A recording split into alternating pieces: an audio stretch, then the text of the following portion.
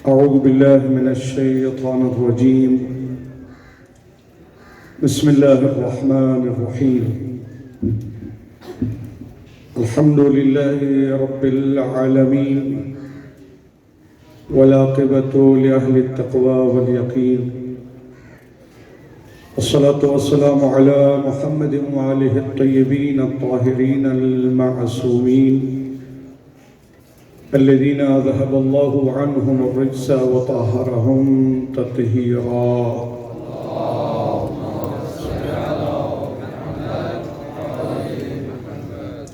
ولعنة الله على أعدائهم أجمعين من يوم عداوتهم إلى يوم الدين. أما بعد، فقد قال رسول الله صلى الله عليه وآله وسلم: يا أبا ذر، احفظ ما أوصيك به تكن سعيدا في الدنيا والآخرة. يا أبا ذر، نعمتان مغبون فيهما كثير من الناس: الصحة والفراغ. صلوات.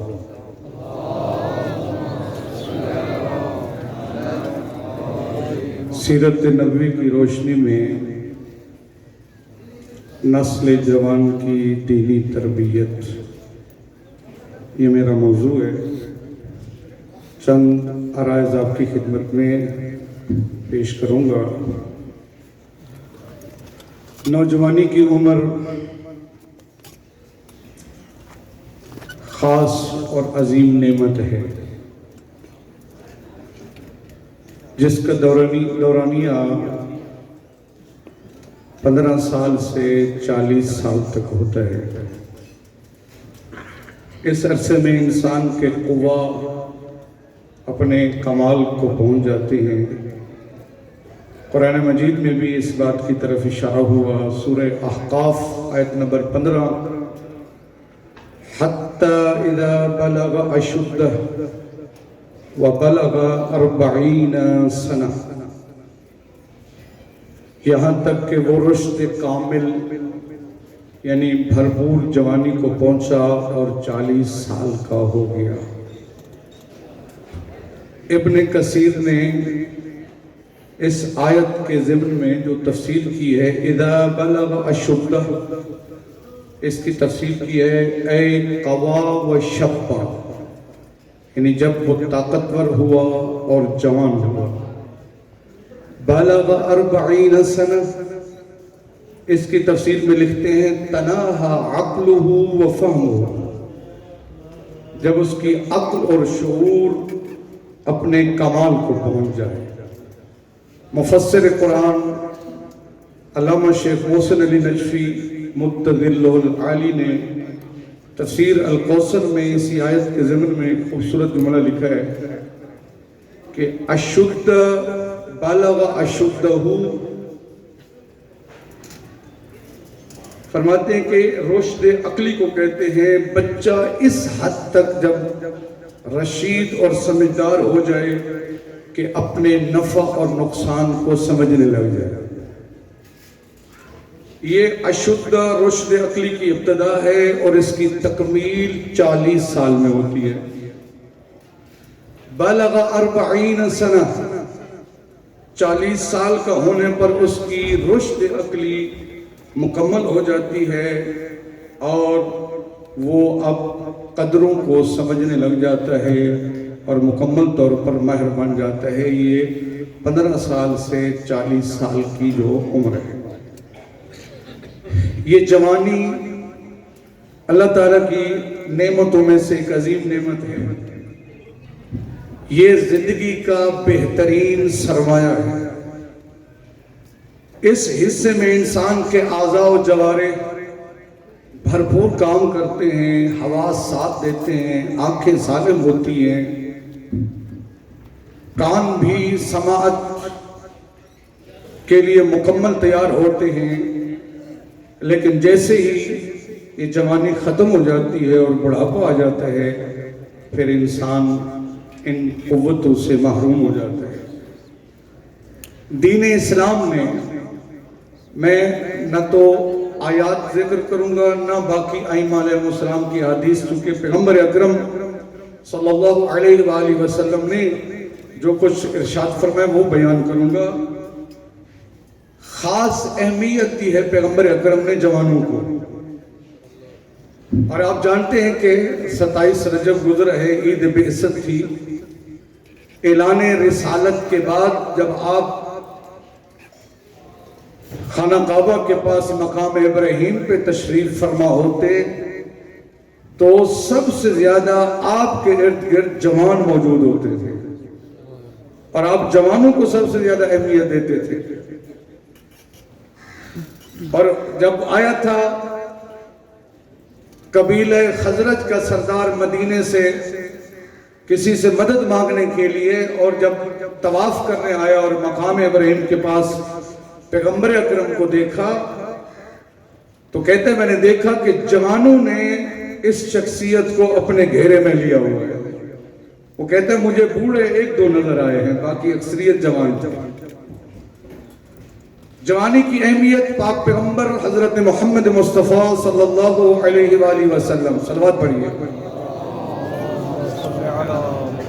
آپ نے فرمایا یا ابا ذر احفظ ما اوصیک بہ تکن سعیدا فی الدنیا والآخرہ۔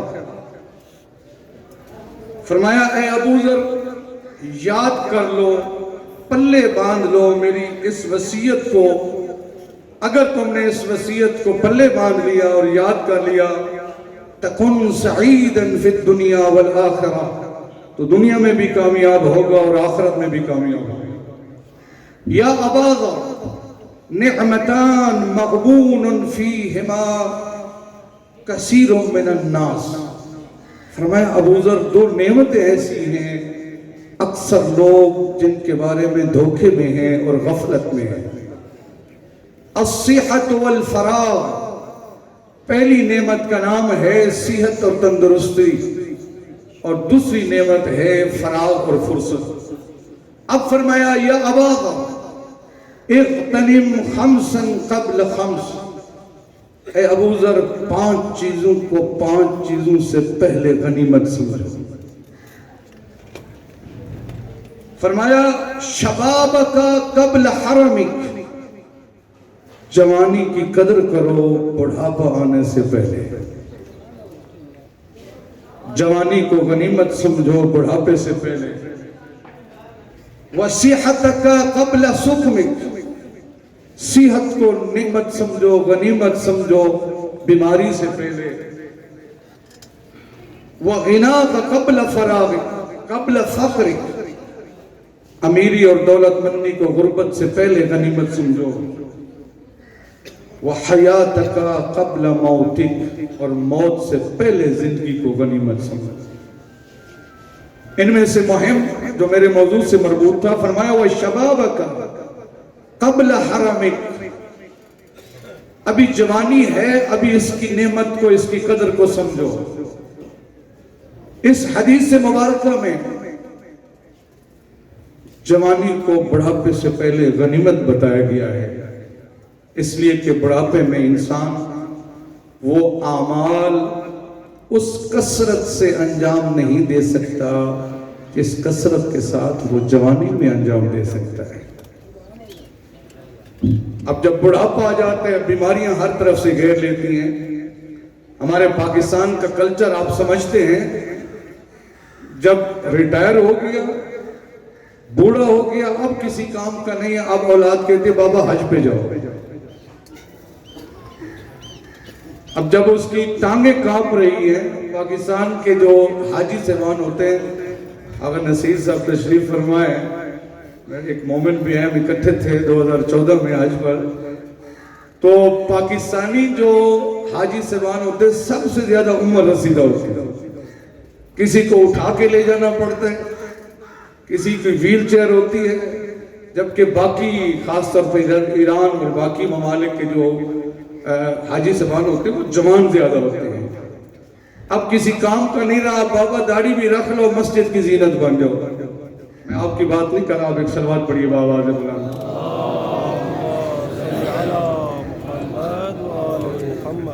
جوانی ایک عظیم نعمت ہے، جوانی کی قدر کو سمجھو۔ پیغمبر اکرم حضرت محمد مصطفیٰ صلی اللہ علیہ وآلہ وسلم آپ کا ارشاد گرامی ہے، فرمایا لا تزول قدم عبد یوم القیامہ حتی یسأل عن اربع۔ فرمایا قیامت کے دن کوئی بندہ بھی اپنی جگہ سے ہلے گا بھی نہیں، قدم بھی نہیں اٹھائے گا، یہاں تک کہ اس سے 4 چیزوں کے بارے میں سوال نہ کر دیا جائے۔ 4 چیزوں کے بارے میں پوچھ گچھ ہوگی، بعد میں وہ قدم اٹھا سکے گا۔ کون سی چیزیں؟ فرمایا ان عمرہ فیما افنا، پوچھا جائے گا بتا، اللہ فرمائے گا جی میں نے اتنی زندگی کی نعمت سے نوازا، زندگی تو نے کہاں گزاری؟ وعن شبابہ فیما ابلا، جوانی کی نعمت کو سمجھو، پوچھا جائے گا بتا تو نے جوانی کہاں صرف کی، کن چیزوں میں جوانی کو گزارا؟ وعن مالہ من این اکتسب وفیما انفقا، سوال ہوگا بتا، اللہ فرمائے گا میں نے تجھے دولت دی تھی کہاں تو نے خرچ کیا، تو نے دولت کمائی کہاں سے اور تو نے دولت کو خرچ کہاں کیا؟ وَعَنْ حُبِّنَا أَهْلَ الْبَيْتِ، یہ حدیث اہل سنت کے مصادر میں بھی ہے اور شیعہ مصادر میں بھی ہے، لیکن آخری چیز میں فرق ہے۔ اہل سنت کے مصادر میں آخری جو ہے وہ ہمارے شیعہ مصادر میں ہے وَعَنْ حُبِّنَا أَهْلَ الْبَيْتِ، لیکن انہوں نے لکھا ہے وَعَنْ جِسْمِهِ فِيمَا أَبْلَى۔ چوتھی چیز ہمارے مصادر میں یہ ہے، پوچھا جائے گا ان حبنا اہل البیت، ہم اہل بیت کی محبت کے بارے میں سوال ہو۔ اور یہاں پہ بہرحال ایک حدیث کا تکملہ ہے، وہ میں ضرور بیان کر دوں۔ کہتے ہیں کہ جب پیغمبر اکرم نے یہ فرمایا کہ ہماری اہل بیت کی محبت کے بارے میں بھی سوال کیا جائے گا، فقال عمر نے کہا یا رسول اللہ، یا نبی اللہ، ما آیت حبکم، یا رسول اللہ بتائیے آپ کے ساتھ محبت کی نشانی کیا ہے؟ فوضع يده على رأس علي وهو جالس الى جنبه، مولا کائنات پیغمبر کے دائیں طرف بیٹھے تھے، عمر نے پوچھا بتائیے کہ آپ سے محبت کی نشانی کیا ہے؟ پیغمبر اکرم نے اپنا ہاتھ علی کے سر پر رکھا، فرمایا آیت حبی حب ھذا، میری محبت کا اگر اندازہ کرنا ہو تو دیکھنا تمہاری علی سے محبت ہے یا نہیں ہے۔ تکبیر، اللہ اکبر، نعرہ رسالت یا رسول اللہ، نعرہ حیدری یا علی، سیدی محمد والے محمد صلوات، اللہم صلی علی محمد۔ ایک اور حدیث مبارکہ، سبعۃ یظلہم اللہ فی ظل یوم لا ظل الا ظلہ، توجہ فرمائیں گے۔ فرمایا قیامت کے دن 7 افراد ایسے ہوں گے، 7 گروہ ایسے ہوں گے جب وہ اللہ کی رحمت کے سائے میں ہوں گے، جب اللہ کی رحمت کے سائے کے علاوہ کوئی سایہ نہ ہوگا، وہ اللہ کی رحمت کے سائے کے نیچے ہوں گے۔ 7 افراد کون؟ فرمایا امام عادل، پہلا فرمایا انصاف کرنے والا حکمران، یہ قیامت کے دن اللہ کے سائے کے نیچے ہوگا۔ اور دوسرا جو میرے موضوع سے مربوط ہے، فرمایا وَشَابٌ نَشَأَ فِي عِبَادَةِ اللَّهِ، وہ جوان جو اپنی جوانی کو عبادت خدا میں گزارتے ہیں، جو اللہ کی عبادت میں جوانی کو گزارتے ہیں۔ حدیث مکمل پڑھ دوں، وَرَجُلٌ قَلْبُهُ مُعَلَّقٌ بِالْمَسْجِدِ إِذَا خَرَجَ حَتَّى يَعُودَ إِلَيْهِ، فرمایا ایک شخص وہ بھی قیامت کے دن اللہ کے سائے کے نیچے ہوگا جو مسجد سے نکلتا ہے دل تنگ پڑ جاتا ہے، کب دوبارہ مسجد میں واپس آؤں گا، مسجد سے باہر جا رہے ہیں لیکن دل لٹکا ہوا ہے، کب دوبارہ وقت ہوگا میں مسجد میں آؤں گا۔ اور فرمایا ایک اور شخص وَرَجُلَانِ تَحَابَّ فِي اللَّهِ اجتمع علیہ وتفرق علیہ، دو شخص، فرمایا وہ دو شخص جو ایک دوسرے سے محبت کرتے ہیں صرف اللہ تعالیٰ کی ذات کے لیے، اجتماع کرتے ہیں تو اکٹھے ہوتے ہیں تو اللہ کی رضا کے لیے، ایک دوسرے سے جدا ہوتے ہیں تو اللہ کی رضا کے لیے۔ وَرَجُلٌ ذَكَرَ اللَّهَ خَالِيًا فَفَاضَتْ عَيْنَاهُ، فرمایا وہ شخص بھی قیامت کے دن اللہ کے سائے کے نیچے ہوگا، فرمایا جو خلوت میں ذکر خدا کرے اور خوف خدا سے اس کی آنکھوں سے آنسو جاری۔ وَرَجُلٌ دَعَتْهُ امْرَأَةٌ ذَاتَ حَسْبٍ وَجَمَالٍ فَقَالَ إِنِّي أَخَافُ اللَّهَ، فرمایا وہ شخص بھی، وہ جوان بھی قیامت کے دن اللہ کے سائے کے نیچے ہوگا جس کو کوئی صاحب سیرت اور صاحب جمال خوبصورت لڑکی گناہ کی دعوت دے اور یہ انکار کرے یہ کہہ کر انی اخاف اللہ، میرے دل میں تو اللہ کا خوف ہے، میں تو اللہ کا ڈر رکھتا ہوں، میں تو اللہ سے ڈرتا ہوں۔ اور ساتواں فرمایا وَرَجُلٌ تَصَدَّقَ بِصَدَقَةٍ، ساتواں وہ شخص ہے جو صدقہ دیتا ہے فَأَخْفَاهَا، پھر اعلان نہیں کرتا، لوگوں کو بتاتا پھرتا نہیں ہے، نیکی کی ہے دریا میں ڈال دیتا ہے، لیکن یہاں حدیث کے الفاظ ہیں، فرمایا صدقہ دے فَأَخْفَاهَا، مخفی کرے حَتَّى لَا تَعْلَمَ شِمَالُهُ مَا تُنْفِقُ يَمِينُهُ، اس کے دائیں ہاتھ کو وہ پتہ نہ چلے جو اس کے بائیں ہاتھ نے خرچ کیا ہے، یا بائیں ہاتھ کو وہ پتہ نہ چلے جو اس کے دائیں ہاتھ نے خرچ کیا ہے۔ تو اس میں میرے موضوع سے مربوط تھا شاب اذا نشأ فی عبادت اللہ، وہ جوان جو اپنی زندگی عبادت خدا میں گزار دے۔ ایک اور جگہ پر آپ حضرت محمد مصطفیٰ صلی اللہ علیہ وآلہ وسلم صلوات بآواز بلند پڑھیے، فرمایا اوصیکم بالشبان، اوصیکم بالشبان خیرا، فرمایا میں تمہیں وصیت کرتا ہوں جوانوں کے ساتھ اچھائی سے پیش آؤ، فَإِنَّهُمْ أَرَقُّ أَفْئِدَةً، ان کے دل بہت نرم ہوتے ہیں، ان اللہ بعثنی بشیر و نذیرا، اللہ تعالیٰ نے مجھے بشیر اور نذیر بنا کر بھیجا، فَحَالَفَنِيَ الشُّبَّانِ وَخَالَفَنِيَ الشُّيُوخ، توجہ فرمائیں، فرمایا جوانوں کو اہمیت دو، اس وجہ سے جب میں نبی بن کر آیا بشیر اور نذیر تو جوانوں نے میری حمایت کی اور بوڑھوں نے میری مخالفت کی تھی۔ آپ جو بوڑھے بیٹھے ہیں آپ تو بزرگ غفاری ہیں، آپ کی بات نہیں، ایک صلوات پڑھی میں آواز بلند۔ کتنی قیمتی ہے میرے دوستو جوانی، کتنی قابل قدر ہے جوانی۔ شاعر کا ایک خوبصورت شعر ہے، عربی گرامر میں با یبیو، اس کے مجہول کو اب بیا بھی پڑھ سکتے ہیں، بوا بھی پڑھ سکتے ہیں۔ شرح ابن عقیل اور مختلف جگہ پر جب اس قاعدے کو بیان کیا گیا وہاں ایک شعر مثال دیا جاتا ہے، شاعر نے کیا کہا، لیت شبابا بوعا فاشتریتہ، کہتے کاش جوانی مارکیٹوں سے مل جاتی، بازاروں پہ اس کے سودے ہوتے، دکانداروں پہ جوانی مل جاتی تو میں جوانی کو خرید لیتا۔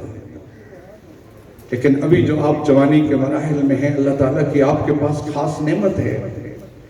ایک صلوات پڑھیے بآواز بلند صلی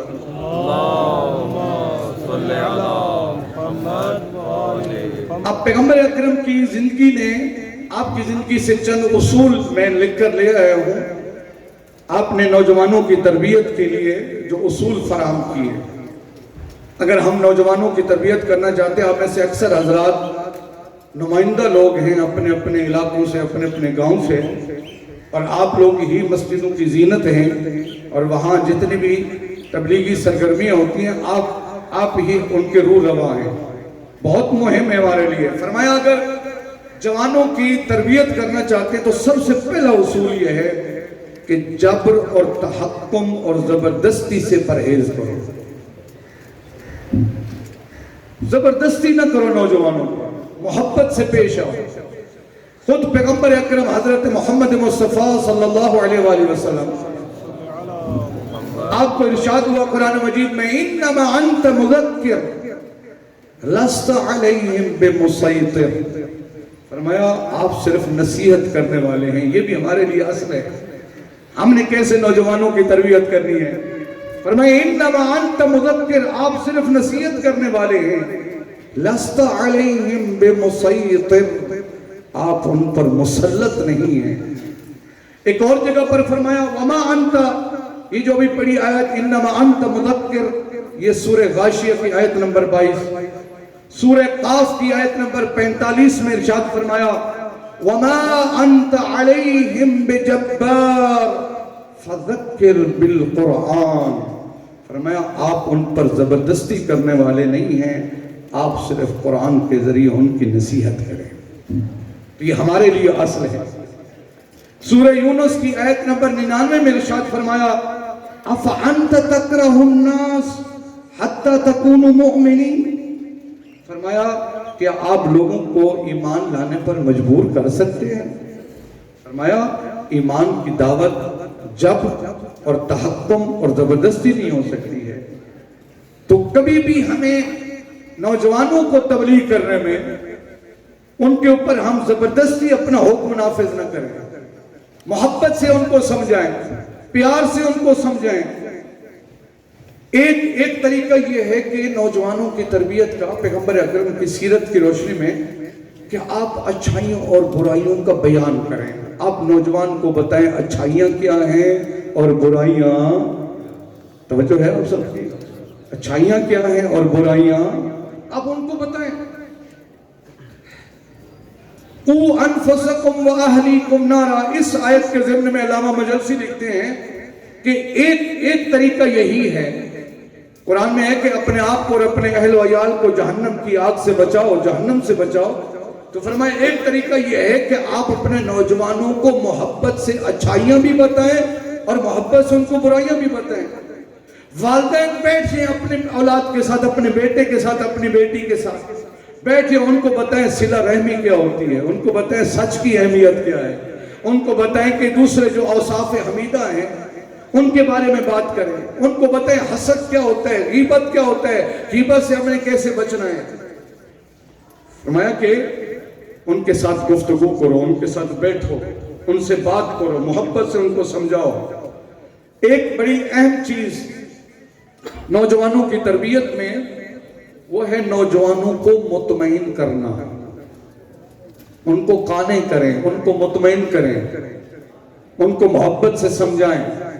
برائی سے روکنا ہے، طریقہ کار اچھا استعمال کریں. مجھے ایک حدیث ملی ہے اہل سنت کے بہت سارے مصادر میں، ابن ماجہ نے لکھی ہے، مسند ابن احمد، مسند احمد میں بھی حدیث ہے، بہت ساری شیعہ مصادر میں نے کچھ ڈھونڈی، مجھے ملی نہیں ہے، لیکن ان کے مصادر میں موثوق اور اس کو صحیح حدیث قرار دیا گیا ہے. اس میں ایک سیرت نبوی کا نمونہ ہے، نوجوانوں کی تربیت ہم نے کیسے کرنی ہے. پاک پیغمبر نے کیا روش اختیار کی. روایت ہے ان ابی امامہ، ابی امامہ سے روایت ہے، یہ بہت مہم ہے ہمارے لیے. فرمایا ان فتى شابا اتى النبی صلی اللہ علیہ وآلہ، ایک نوجوان پیغمبر اکرم کی خدمت میں آیا. آپ شاید مسجد میں تشریف فرما تھے، بہت سارے اصحاب بھی بیٹھے تھے. فقال یا رسول اللہ، اس نے ایک عجیب خواہش اظہار کی. میں حیران ہوا، کہتے اے رسول اللہ ایذن لی بالزنا. بھرے مجمع میں آ کے کہتا ہے یا رسول اللہ آپ مجھے بدکاری کی اجازت دیجیے، آپ مجھے زنا کی اجازت دیجیے. عجیب ہے. جیسے یہ سنا فاقبل القوم علیہ فزجروا وقالوا مهما، جیسے اصحاب نے سنا اٹھے اور اس کو سرزنش اور ڈانٹنا پیٹنا، اور قریب تھا کہ ترجمہ لکھا ہے کہ وہ اس کو مارتے. کیا بات کر رہے ہو، کس سے بات کر رہے ہو، کیا تمہارا لے جائے، کیا تم اجازت لے رہے ہو. جب پیغمبر اکرم نے سنا، پیغمبر نے فرمایا مہلا، صبر کرو، اس کو کچھ نہ کہو. پیغمبر نے فرمایا یہ مریض ہے، اس کا علاج میں خود کروں گا. اب جو پیغمبر اکرم نے طریقہ علاج جو ہمارے لیے مہم ہے، جو ہم نوجوانوں کی تربیت کرنا چاہتے ہیں، ہمارے لیے مہم ہے. کہتے یا رسول اللہ مجھے بدکاری کی اجازت دیجئے، اذن لی بالزنا، مجھے زنا کی اجازت دیجئے. پیغمبر نے فرمایا میرے قریب آؤ. اب جانتے ہیں کہ مریض کو دیکھا جاتا ہے، مریض مختلف نوعیت کے ہوتے ہیں. بعض اوقات مریض کو ڈاکٹر کے پاس لے جاتے ہیں، بعض اوقات ڈاکٹر مریض کے پاس آتا ہے، بعض اوقات کسی کو ایمرجنسی وارڈ میں رکھتے ہیں، کبھی آئی سی یو وارڈ میں رکھتے ہیں. تو مریض کی نوعیت کو دیکھا جاتا ہے کس طرح کا مریض ہے. پیغمبر اکرم نے اس کی مرض کو پہچان لیا. طبیب ہو تو پیغمبر اکرم جیسا ہو. کتنی حکمت تھی، کیا خوبصورت انداز تھا سمجھانے کا. آپ نے فرمایا اس کو میرے قریب لے آؤ. قریب آگے فدنا امین ہو، قریب ہوئے. اب ذرا طریقہ علاج ملاحظہ کیجئے گا. پیغمبر نے فرمایا تو نے مجھ سے بدکاری کی اجازت مانگی ہے. پیغمبر فرماتے ہیں 2-3 سوال میرے ہیں، اس کا جواب دے پھر تیری مرضی ہے. کون سی؟ فرمایا بڑی محبت سے، بڑے پیار سے. روایت کہتی ہے اس کو اپنے ساتھ بٹھایا. مجھے بتائیے اگر ہم مولوی صاحبان میں سے کوئی بیٹھا ہو اور اس طرح کوئی بندہ نوجوان آ جائے اور اس طرح کی اجازت مانگے تو ہم تو 2-4 لڑکوں سے کہیں گے اس کو لگاؤ. اب دیکھیے پیغمبر اکرم آپ کا کیا طریقہ ہے. بڑی محبت سے فرمایا اتنا بتا اتحبہ لأمک، کیا تو اپنی ماں کے لیے یہ پسند کرتا ہے بدکاری کو؟ میں کیا تو اپنی ماں کے لیے پسند کرتا ہے؟ جیسے یہ کہا تو کہا لا واللہ یا رسول اللہ، اللہ کی قسم ایسا نہیں ہے، میں کب اپنی ماں کے لیے بدکاری کو برداشت کر سکتا ہوں. فرمایا وَلَلنَّاسَ يُحِبُّونَهُ لِأُمَّهَاتِهِمْ، پھر لوگ اپنی ماں کے بارے میں زنا کو کیسے برداشت کریں گے. پیغمبر نے فرمایا دوبارہ أَفَتُحِبُّهُ لِإِبْنَتِكَ أَفَتُحِبُّهُ لِأُخْتِكَ، تو بتا کیا یہ بدکاری تو اپنی بہن کے لیے برداشت کرے گا، اپنی بیٹی کے لیے برداشت کرے گا، اپنی خالہ کا نام لیا پیغمبر نے، ان کے لیے برداشت کرے گا، اپنی پھوپھی کے لیے برداشت کرے گا؟ قال لا واللہ، اس نے کہا یا رسول اللہ میری غیرت برداشت نہیں کر سکتی. فرمایا بتا پھر دوسرے لوگوں کی غیرت کیسے برداشت کرے گا؟ جس کے ساتھ تو بدکاری کرے گا آخر وہ بھی کسی کی ماں ہوگی، وہ بھی کسی کی بہن ہوگی، وہ بھی کسی کی بیٹی ہوگی. اب یہاں پیغمبر نے چھوڑا نہیں، عجیب قسم کی روایت ہے. پیغمبر اکرم نے روایت ہے کہ وضع یدہ علیہ، جیسے ہم دوستانہ کسی کے کندھے پر ہاتھ رکھ لیتے ہیں نا، اپنے قریب کر لیتے. پیغمبر نے اس کو اپنے قریب کیا اور پیغمبر اکرم نے اس کو 3 دعائیں دی. میں یوں کہوں گا یہ 3 دعائیں نہیں تھیں، یہ 3 ٹیبلٹ تھیں، یہ 3 نسخے دوائیاں تھیں. کیا نوجوان کو اپنے ساتھ کیا جیسے بندہ اپنے ساتھ ملا لیتا ہے. فرمایا اللہم اغفر ذنبا، میرا اللہ اس کے گناہ کو معاف کر دے. وطہر قلبا، میرا اللہ اس کے دل کو پاک و پاکیزہ کر دے. وحسن فرجا، میرا اللہ اس کو پاک دامن بنا دے. یہ 3 نسخے دیے پیغمبر اکرم نے، 3 ٹیبلٹ دیے. اب روایت کہتی ہے فلم یکن شیء ابغض الیہ من، پھر جب تک وہ زندہ رہا کبھی اس نے نامحرم کی طرف آنکھ اٹھا کر بھی نہ دیکھا. یہ ہے آپ کا طریقہ علاج. ایک صلوات پڑھیے بآواز بلند سے.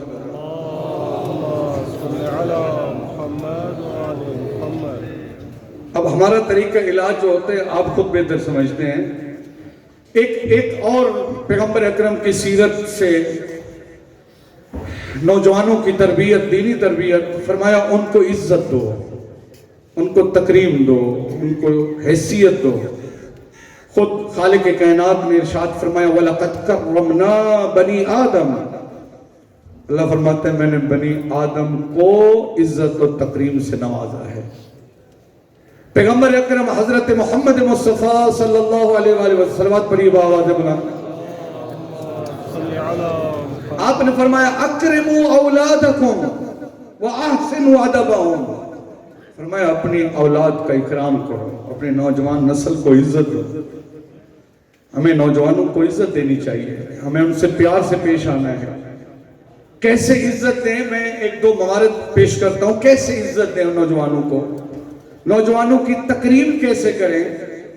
ایک یہ ہے کہ میں 2 واقعے پیش کروں گا کہ نوجوانوں کے جو حقوق ہیں، اگر ہم ان حقوق سے استفادہ کرنا چاہتے ہیں تو ان سے ہمیں اجازت لینی چاہیے۔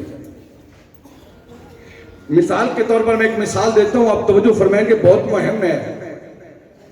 اگر ایک نوجوان بستی کا، گاؤں کا، شہر کا جو نماز پہ نہیں آتا تھا یا کم آتا تھا، اب آ کے پہلی صف میں بیٹھ گئے۔ اب جانتے ہیں کہ پہلی صف میں کچھ مخصوص جگہ ہوتی ہے جہاں مخصوص لوگ ہی بیٹھتے ہیں، وہ کسی دوسرے پہ بیٹھنے کو برداشت بھی نہیں کرتے ہیں۔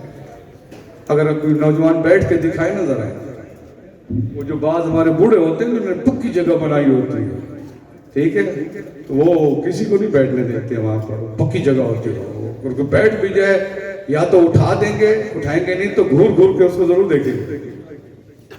تو فرمایا شرعی حق، یہ نوجوان کا شرعی حق یہ ہے اس کو اس کی جگہ سے نہ اٹھاؤ۔